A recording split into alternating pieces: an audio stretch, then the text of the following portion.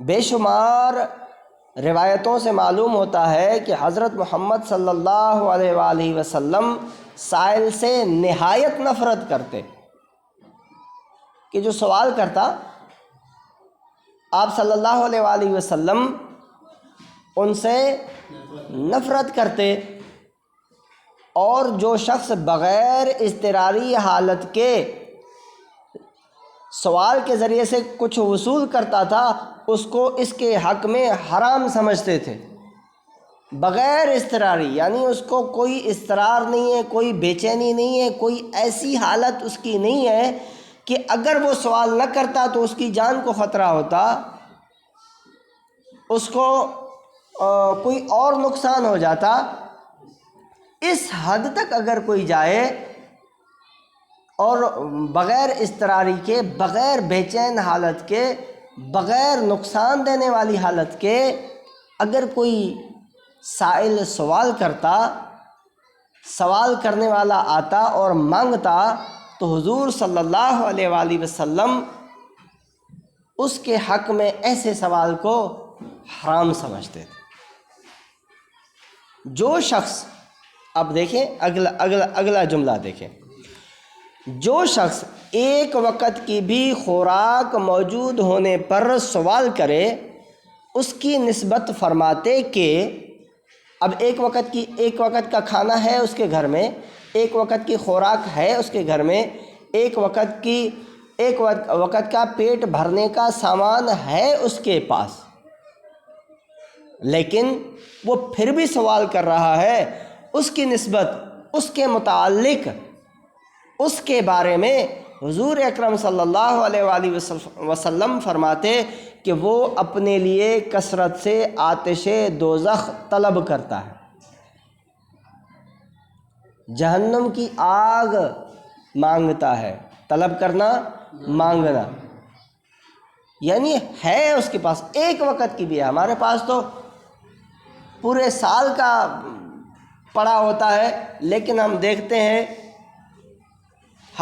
ہیں کہ کوئی NGO آتی ہے، کوئی فلاحی ادارہ آتا ہے اور وہ ٹوکن لکھنے کے لیے کہتا ہے، یا غریبوں مسکینوں میں کوئی چیز بانٹنے کے لیے آتا ہے، تو سب سے پہلے لڑنے کے لیے ہم تیار ہو جاتے ہیں جس کے گھر میں ایک سال کا کھانا پڑا ہوتا ہے، کڑک کا پئی ہوندی تس گندیوں بھریوں پئی ہوندیوں، وہ بھی چوندو آ میرا نام تو لکھے۔ تو جو ایک وقت ہے اس کی نسبت، اس کے بارے میں حضور اکرم صلی اللہ علیہ وآلہ وسلم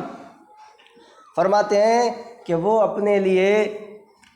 آتش دوزخ طلب کرتا ہے، یعنی دوزخ کی آگ طلب کرتا ہے، مانگتا ہے۔ جب ایک وقت کے لیے یہ بات ہے تو جو سال کا جس کے پاس سامان پڑا ہے اور وہ سوال کرتا رہتا ہے، تو اس کے لیے کیا سزا ہوگی؟ یہ آپ تصور کر لیں، اندازہ لگا لیں۔ حضرت محمد الرسول اللہ خاتم النبیین صلی اللہ علیہ وعلی آلہ واصحابہ وسلم نے بار بار فرمایا ہے کہ ہم میں سے جو شخص اپنی رسی لے کر پہاڑ پر چڑھ جائے اور وہاں سے لکڑیوں کا گٹھا باندھ کر اپنی پشت پر لائے اور اس کو فروخت کرے تاکہ اللہ تعالیٰ اس کی حاجت رفع کر دے، یہ اس کے حق میں بہت بہتر ہے بنسبت اس کے کہ وہ لوگوں سے بھیک مانگے پھر وہ اس کو کچھ دیں یا دھتکار دیں۔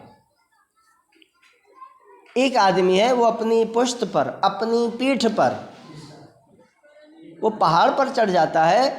اپنی پشت پر، پیٹھ پر وہ وہاں سے لکڑیوں کا گٹھا جو ہے، وہ گنڈ بڈ وہ اٹھا کر اپنے پیٹھ پر رکھتا ہے اور بازار آ جاتا ہے، اور اس کی نیت یہ ہے کہ اللہ تعالیٰ میری حاجت کو رفع کر دے، میری ضرورت کو رفع کر دے، پورا کر دے۔ تو حضور اکرم صلی اللہ تعالیٰ علیہ وسلم فرماتے ہیں کہ یہ اس کے لیے بہت بہتر ہے کہ وہ لوگوں سے بھیک مانگے، اللہ کے نام پر دے دو، اللہ تمہارا بھلا کرے گا۔ اب یہ مانگتا ہے، پھر کچھ لوگ اسے بھیک میں کچھ دے دیں یا پھر دھتکار دیں،